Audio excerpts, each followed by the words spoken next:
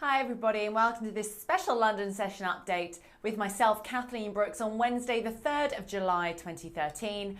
Well, this is a bit of an ECB and Bank of England preview. So on the ECB side of things, they meet tomorrow. We get that Draghi press conference, 1:30 London time, the all-important press conference, of course.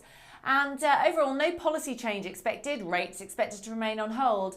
However, there is a good chance that he may reiterate or re-emphasise that the bank stands ready to act if there is any sovereign stress, and also that they will keep rates accommodative for a very long time. Now, we've had some mixed economic data out of the Eurozone this week, which may be referenced by Draghi. We don't think he can really deny it or not mention it in this environment. We had stronger manufacturing PMI, particularly in Spain, where we had some good news there. We saw the manufacturing PMI rise to 50, that's expansion level for the first time for 26 months. And we also saw a drop in unemployment. However, the services sector has not been great and was led lower by Germany. So Germany's still slowing. So they may mention the fact that the outlook for growth is potentially not as strong as they thought, that growth may not pick up as strongly in the second half of this year, which remember is their expectation as they had originally, as their initial estimate had suggested.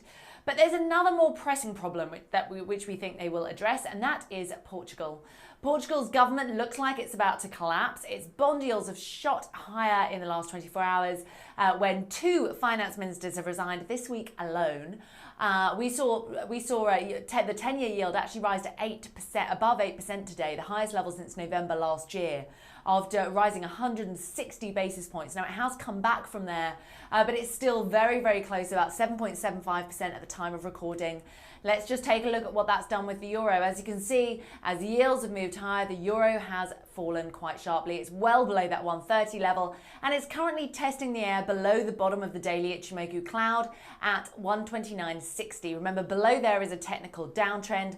We believe that a dovish Draghi could see us get to 128.80 and then potentially also to 128. And if sovereign fears do start to spark higher and the ECB, for example, doesn't say anything like it's willing to support Portugal's bond market, we could see an even deeper decline. So a lot is expected from Mario Draghi tomorrow. Now, we also have the first meeting of the UK, a new Bank of England governor in the UK, Mark Carney.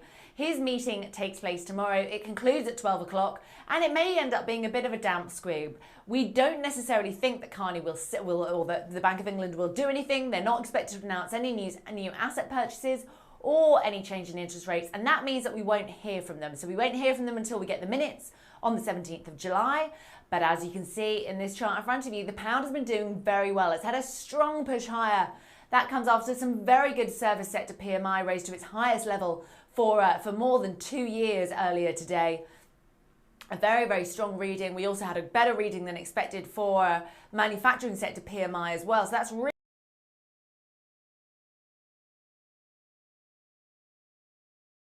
level on the day. And breaking above that 150. That's the base of the daily Ichimoku cloud in the pound. That suggests that the downtrend could be over and there could be some more upward momentum. Now, the key level to watch out there, as you can see, 152.85. That is the green line, and that is the 100-day moving average. That is a massive resistance level. If we get above there, then it really opens the way to 154. We think that if the Bank of England remains on hold, then we could see a push higher, push above that 100-day moving average, potentially towards that 154 level, as people just start to wonder whether or not the Bank of England, or Mark Carney in particular, are quite as dovish as some had expected. Good luck trading for the rest of the day, and please join us soon for more. Thank you.